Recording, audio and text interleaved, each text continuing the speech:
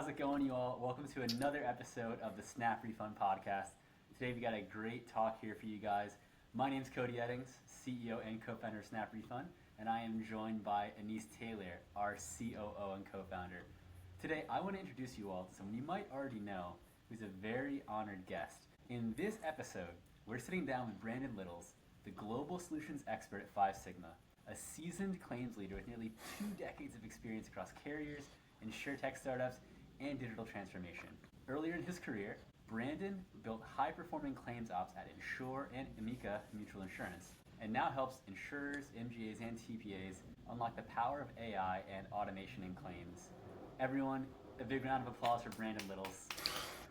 Today we're going to explore how carriers move beyond pilots to truly AI-native claims operations, and why adjusting is a rich frontier for payment innovation, and what it takes for founders and tech providers to make this shift in practice. So first of all, Brandon, thank you for joining us. Thank you guys. I really appreciate you having me here. It's a pleasure. Well, let's jump right into it. Tell us a bit about your journey and how you landed in insurance and InsurTech. So landing in insurance, I think, is a pretty common journey that I've spoken to other folks.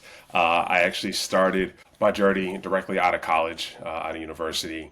I was recruited by Amica, and I actually got exposed to claims. At that time, they had 2 main career paths in their entry-level leadership. One was going to be in claims, the other one was going to be in SCS or the underwriting department. I read the job titles, and when I saw with being an adjuster, getting a company car, laptop, cell phone, work remote way before that was in vogue, as a 22-year-old college student, I was like, yeah, that's right for me. So basically with the flexibility and all that, I knew I wanted to go into claims. So I did that and had a successful career at Amica, where I held several different positions, from being an adjuster out in the field, different leadership roles, being a supervisor, being a manager as well. I was a regional manager in Long Island for a number of years. I really did hone in on not only my adjuster skills, but management skills, and also understanding claims and insurance from more of an executive point of view as well. And then I had the opportunity to then leverage all my experience and actually jump out into the InsurTech space. And that's where I connected with INSHUR. I was the head of claims there for about 5 years, where I had the opportunity to be able to develop a claims team from scratch. So being the head of claims, it was my opportunity to actually build up that operation, to actually work on the commercial auto space that they were in at the time. So did it for about 5 years. After that, I went out, did some consulting for a little bit, and connected with Five Sigma. Five Sigma is interesting because I actually was the one that selected that platform when I was the head of claims at INSHUR. And so it gave me an opportunity to really understand that business from both sides of the aisle, if you will. Being with Five Sigma, it's been an awesome journey, being able to provide tech platforms for, like I said, MGAs, carriers, TPAs as well. And so really happy to be here where I'm at now. So Brandon, you've seen claims from every angle, be an adjuster, a leader, an advisor, consultant. What was the moment you realized the process really needed to change and AI could help? What's interesting about that is that I noticed that there needed to be a change early on, way before LLMs were in fashion, being an adjuster. At the time, we're going back 20 years ago now, at the time, green screens were very common for insurance operations across the board. And so even being there and being exposed to technology at that point in time, we saw that there's got to be something better. So before even large language models, before AI came into fashion, I definitely noticed that there's something that had to change. As time went on, you get the iPhone, you get, cloud computing and everything else. And so the insurance industry was still behind. And so we all know, as being professionals, know that there's got to be some kind of way for us to advance in general. So I would say that was early on, before I even joined INSHUR or Five Sigma. That makes sense. So sitting in the position that you're in, you get to see a lot of use cases, and I imagine a lot of potential solutions that maybe do or don't see the light of day. What's the most powerful AI use case you've seen so far? One that really had an impact and wasn't just fluff. Yeah. I would have to say that the main piece I would have to say is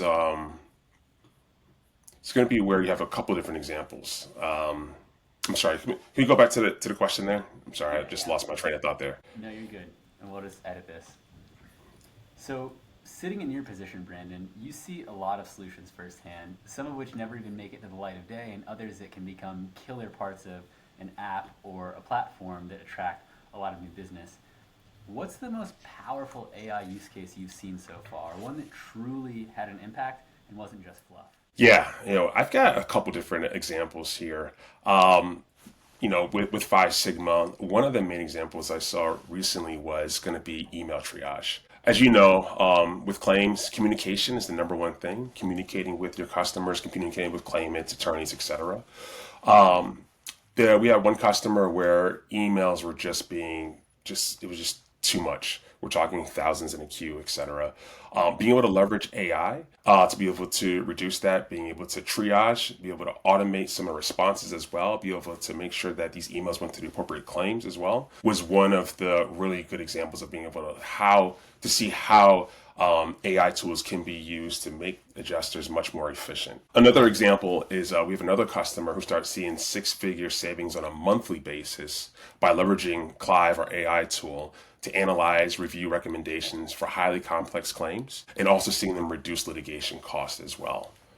So those are two really big cases where you start seeing that return on investment relatively immediately once we implement. I think that's really amazing, Brandon. I mean, just the fact that you guys have been able to save a partner six figures, by utilizing your solution. You get to see a lot of things and you get to understand more than a lot of other people that are in the insurance business because you're really in the middle of it, What do you see are some of the bottlenecks when it comes to the decisions and the disbursements? And how can AI really bridge that gap and really Five Sigma? No, that's a great question. To be honest with you, the true bottlenecks come with indecision. And so there are reasons for it, right? No one wants to be, especially in our industry, working relatively slow and methodical. No one really wants to be the first one out there that then messes up, right? They want to see another carrier or another company take the lead there, take the risk, right? And once it works, then everyone else wants to jump on board as well.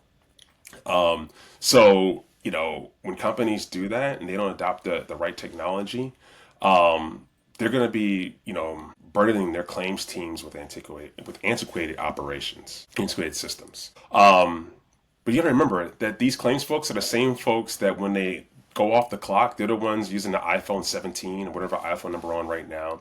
They're the ones using, AI, ChatGPT at home. These are the ones that are seeing how much technology has advanced when they're going about their lives everywhere else. And then they come back to work and they see these antiquated systems. And it just got to be frustrating to know that there is much better tech out there and that their employer just has decided not to use it. Yeah, that's such an interesting point too, because it's been a topic as of late, but even more so, I think every year that goes by, we hear about it more and more, that there is a big employment gap coming potentially for the insurance sector, where a lot of people will be retiring in the next 5 to 10 years, but there's not the same influx of new talent. And with that, I think you're going to see a very interesting shift, or at least pressure, where the companies themselves, the carriers, it might be legacy enterprises, just have more people within them who are using these technologies in their day-to-day lives. And what that does to the buying decisions and innovation mindset of these companies, I think is going to be really fascinating in the next few years here. But you said something that I thought was really poignant. You mentioned indecision. So that leads me to a question. If a carrier called you today and said, we want to go AI native, what is your 90-day plan? What would that process actually look like for one of these legacy shops? Yeah, I would say the first 30 days. You have to do proper discovery and alignment. Understanding the why, why are they looking to leverage AI? Is it just a cost savings measure? Is it increasing customer experience? Right, you have to understand what that why is. Also identify their tech stack, identify areas to leverage automation, right? And leverage AI. Those are two different things, right? You can use tools that can do some automation tasks and other tools that can do AI as well. And then obviously AI working hand in hand with automation. And then I would advise where they can go AI native and where they need to have a human in the loop, right? And obviously you want to engage the stakeholders in every step of the process as well. From there, I'll say the second 30 days, you want to kind of go through a configuration and pilot phase, right? You've identified where the tools can be used for. You want to deploy pilot models for automation. You want to measure KPIs, right? Identify areas for improvement and calibration. I would say for the last 90 days, you want to have that proper time to scale, train, and also go live. Right? You're going to go into production. You're going to refine workflows and feedback loops to make sure that the tools are working the way you want them to. Right? You want to scale intelligently and operationalize your AI governance as well. Yeah, I love that. That's really strong, just being able to have a plan in place, and those carriers can come to you and really lean in on you as you guide them through those implementation process. But I'm sure there's got to be some skeptics out there, right? So what has been like the biggest misconception that you've seen about AI that you usually have to clear up first when you're talking to these legacy carriers that are potentially thinking about crossing over to the new age? Yeah, no, that's another great question. It kind of works a little bit in hand with what Cody mentioned earlier with regard to people matriculating out of the industry. I would say the biggest misconception is that, people think that AI is here to take folks' jobs, right? It's a tool, right? Just like the PC was a tool introduced back in the 1980s, right? In which, some companies are actually still using that same tech from back then. Some jobs were made redundant by leveraging new technology, but it allowed for innovation, and those folks had the opportunity to increase their production and thus increase their income for higher paying roles of being able to leverage the technology they had then. Things could be the same case now, right? Folks that leverage AI within their job, understand how to use it properly, are the ones that are going to be having future opportunities, where folks who don't want to use it, don't want to leverage AI, or organizations don't want to leverage AI, essentially, and unfortunately, they will essentially be made redundant, I think, without being able to leverage these tools properly. We've had a bunch of guests over the past few episodes, actually, where we talked about these topics, and it's always interesting to hear how you view these shifts might take place, because everyone has their own little spin or style on what they think the future with an AI enriched ecosystem looks like. So how can leaders find a way to make AI feel like empowerment instead of replacement for adjusters, who I think, a lot like agents, are the ones that are perceived to be first on the quote unquote chopping block by the advantages that AI can bring? I would go back to what I was saying before, where it's important to understand how to use these tools, right? Those folks that are in those roles where one would feel that AI is there to take their job, if you will, to eat their lunch, if you will. Figure out how to leverage those tools to make it better, right? So that's what I would say, is really figure out ways to enhance your workflow, enhance your job, and be able to leverage these tools to do exactly. Yeah, really good point. Brandon, you've been on both sides, right? So you've been at the carrier side. Now you're kind of in the startup side, really building and scaling this company. What separates pilots that scale from pilots that stall? So Brandon, you've been on both sides. You've been You've been at the carrier side, and you've been at the startup side, really, with what you're building now with 5 Sigma. From your experience, what separates the pilots that scale from the pilots that stall? Yeah. I would say that the main difference between the pilots that scale and the pilots that fail is understanding what the goals are at first, right? Once again, going back to AI, a lot of folks aren't necessarily sure what AI is, what it can do. By being able to properly understand what your goals are and work with that vendor, you work with the company that's bringing these tools to you, be able to understand clearly what are your goals there, and seeing if your solution can meet that, help you meet that goal or exceed it, right? And I think the pilots that actually succeed are the ones where you've outlined that, progressed down that path, and actually seeing those results. The ones that stall are the ones where, you don't have time and energy put into it. You kind of think, hey, I just want to get involved in this AI thing. I don't want to miss the boat, but then don't really put effort into making sure that that particular pilot is actually going the way it needs to go. A lot of folks at carriers are busy. They're being pulled in a million different directions, so I get it. I definitely understand it firsthand knowledge. However, if you're going to go down that path, if you're going to make that investment, then it's critical to actually proceed through with it, right? Go 100% with that investment, 100% with that particular project, that pilot, because if you don't, it all rests on you, right? So I would have to say that it's going to be the commitment to actually commit to your goals. When you think about how some of these deals have played out with you as a vendor, and also maybe how you saw some of the vendors try to pitch when you were on the adjusting side, what do you think are the indelible facts that a carrier needs to see to say yes to a long-term partnership to get a vendor out of that pilot stage to a true long-term partner? Yeah, I think mainly from the carrier side, they need to see those results, right? They don't want to see, vaporware. They don't want to see or being told that their solution can provide them with the star, moon, and the sky. They want to make sure that you can deliver what you've been selling them. And I've seen that. I've seen that on both sides. Obviously being on the carrier side at first, you always quickly can spot those vendors that are just saying yes to everything. And I know when I'm talking to potential prospects, I always work with them in a consultative approach, right? Understanding what their needs are, understanding that clearly, and letting them know exactly what our tools can and cannot do, or things that we are working towards as well, and just being upfront and honest.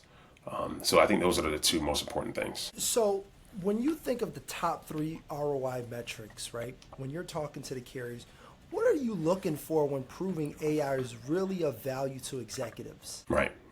The main thing, as it comes down to it, a lot of times it comes down to dollars, right? That's one of the main things. Are you going to see your savings there? The LAE savings, is that there, right? Whether it's going to be from the indemnity side, whether it's going to be understanding if your litigation costs are going down, if your overhead is going down as well. All these things are important to understand, that being able to leverage these new tools is it actually going to have the result that you need.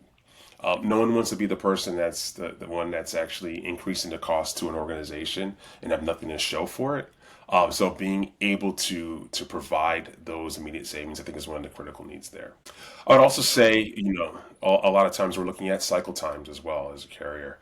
You want to make sure that, you've got claims are being paid out as quickly as possible, being settled as quickly as possible as well. You don't want to have things lingering. And then the third thing is going to be increased accuracy with those settlements. Just because settlements are being paid fast doesn't necessarily mean they're being paid accurately. So you don't want to be overpaying claims either. So it's those 3 different kind of key areas you need to really balance to make sure that these tools are actually working for. Really well said. Now I'm going to resist the urge to shamelessly plug ClaimSnap and AgentSnap right now, because it touches so directly what we see as impact for what those platforms do on the claim payment automation side, or even going to the premium side for our distributors. So let's have a moment of fun here. We like to end with a lightning round sometimes, and you're a sharp guy, Brandon, so I'm going to give you 3 questions back to back, no wrong answers, yes or no, stream of consciousness, what's the first thing that comes to mind? You game? Sure.